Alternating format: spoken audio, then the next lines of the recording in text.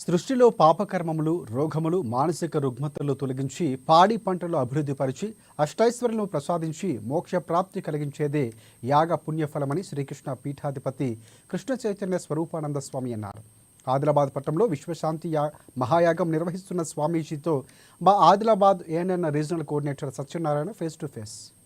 ఈ మహాయాగం అనేటటువంటి కార్యక్రమం ఒక ఆధ్యాత్మిక కార్యక్రమం జరపబడుతుంది.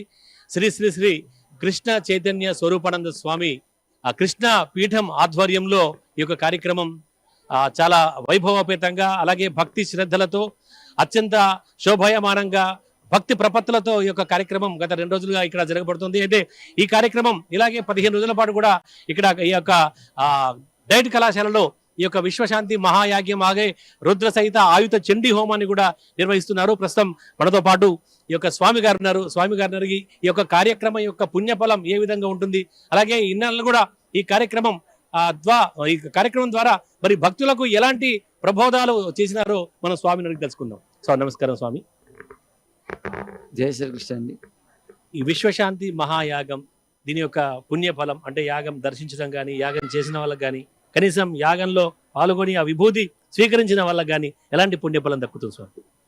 జై శ్రీకృష్ణ. ముఖ్యంగా యాగంలో ఒక్కొక్క మంత్రం ఒక్కొక్క శరీరంలో ఉండబడేటువంటి ప్రతి అవయవాన్ని కూడా ఉత్తేజితం చేస్తుంది వేదంలో మంత్రం అంతా కూడా. అదే కాకుండా నియమానుసారంగా చేయడం వల్ల ఆ మంత్రం ఇక్కడికి వచ్చేటువంటి ప్రతి వారికి కూడా మానసిక దౌర్బల్యాన్ని, అనారోగ్యాన్ని కూడా తొలగిస్తుంది. అలాగే అధిక విద్యావంతులు కూడా చేసే అవకాశం ఉంటుంది వాళ్ళు శ్రద్ధతో ఉన్నట్లయితే. అలాగే దానికి తోటి వారికి దారిద్ర్యం కూడా తొలగే అవకాశం కలుగుతుంది.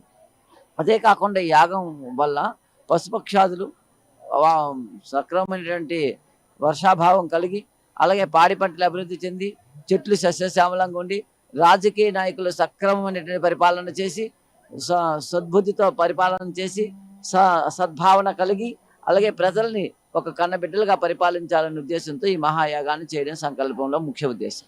ఆయుధ చండీ యాగం అంటే ఏ కార్యక్రమం వివరాలు, అంటే ఎన్ని రోజులు ఈ కార్యక్రమం చేస్తుంటారు? ఆయుధ చండీ యాగంలో ఏ యొక్క అవి అగ్నికి అంటే అర్పణం చేస్తుంటారు?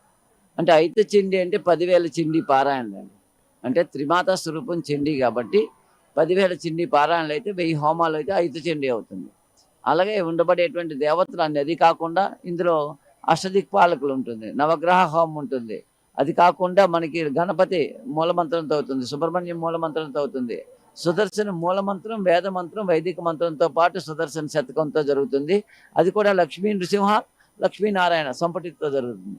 అదే కాకుండా చతుర్వేదాలు, 4 వేదాలు, ఋగ్వేద, యజుర్వేద, సామవేద, అథర్వణ వేదాలు జరుగుతాయి. అలాగే యజుర్వేదంలో ఉండబడేటువంటి కృష్ణ యజుర్వేదంలో కృష్ణ యజుర్వేద శాఖ, శుక్ల యజుర్వేద శాఖ, శుక్ల యజుర్వేదంలో మాధ్యందిన శాఖ, కారణ శాఖ కూడా జరుగుతాయి. అలాగే ఇప్పుడు మనకి ఉండబడేటువంటి సామవేదంలో కౌతమి శాఖ, రామాయణ శాఖ, జైమిని శాఖ ముగ్గురు కూడా వచ్చారు. ఇలాగే చతుర్వేద హవనాలు జరుగుతాయి. వేదాలతో పాటు ఇంకా ఇష్టిలు వాళ్ళ కోరికలు తీర్చుకునే విధంగా ఇష్టిలు కూడా జరుగుతాయి. అలాగే అతిరుద్ర అంటే 14,641 నమ్మకంలో 1331 చమ్మకం అతిరుద్ర యాగం, అది కూడా జరుగుతుంది. వచ్చినటువంటి వారికి కూడా సామూహికంగా బయట వేరే చేస్తారు. యజ్ఞశాలలో విశ్వశాంతి కోసం ప్రత్యేకించి చేస్తారు, బయట వారికి కూడా చేసే అవకాశం ఉంది. కాబట్టి అందరూ భక్తులు పాల్గొవచ్చు. ఈ యజ్ఞశాలను సామాన్య భక్తులు దర్శించుకోవడానికి అవకాశం ఉంటుందా? యజ్ఞశాలలోకి అందరూ చేసుకోవచ్చండి. ఈ యజ్ఞంలో పాల్గొనేటువంటి వాళ్ళు కానీ, పూజలో పాల్గొనేటువంటి వాళ్ళు కానీ, వ్రతంలో పాల్గొనేటువంటి వాళ్ళకి కులమతాలకు అతీతంగా ఎవరికి ఎటువంటి రుసుము లేదు. 1,00,000 రూపాయలు ఇచ్చినా, 1,00,00,000 రూపాయలు ఇచ్చినా అదే యజ్ఞం, డబ్బులు ఇవ్వకపోయినా అదే యజ్ఞం. కాబట్టి అందరికి సమతుల్యత. వచ్చినటువంటి వాళ్ళకి కూడా అందరికి కూడా ఉదయం అల్పాహారం ఉంటుంది, మధ్యాహ్నం అన్నప్రసాదం ఉంటుంది, రాత్రి అల్పాహారం ఉంటుంది. కుల మతాల భేదాలు లేవు ఇక్కడ. వచ్చిన మేము 1,00,000 రూపాయలు ఇచ్చా మాకు స్పెషల్ ఉందంటే లేదు, 1,00,000 రూపాయలు ఇచ్చినా స్పెషల్ లేదు. అందరికీ ఏకకాలంలో ఒకే విధంగా చేయడం జరుగుతుంది. శివనాకి లేనిది శివమైన పుట్టదన్న సామెత ప్రకారంగా ఇంత పెద్ద ఒక మహాయజ్ఞాన్ని మీరు అంటే దగ్గర 85 యజ్ఞం అంటే దాదాపు ఇంతకుముందు కూడా అనేక పూర్తి చేసి ఉంటారు కదా. ఇంత పెద్ద ఎత్తున కార్యక్రమం చేయడానికి మీ శక్తి సామర్థ్యాన్ని బహుశా భగవంతుడి కరుణా కటాక్షాల వల్ల జరిగినట్టుగా భావించవచ్చు.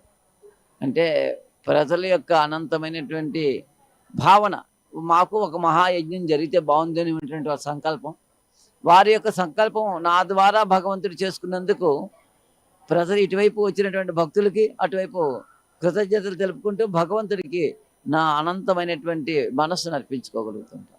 కాబట్టి ఇది భగవత్ కృప, అలాగే భక్తుల యొక్క అందరి యొక్క ఆనందమైనటువంటి తత్పరత రెండిటి మధ్యతో ఈ యాగం జరుగుతుంది. ధన్యవాదాలు స్వామి. ఇది ప్రజలందరూ కూడా ఒక ఆధ్యాత్మిక సేవలో గనక కొనసాగితే ధర్మో రక్షతి రక్షత అంటే ధర్మాన్ని మనం కాపాడినప్పుడు ఆ ధర్మం కూడా మనను కాపాడుతుంది.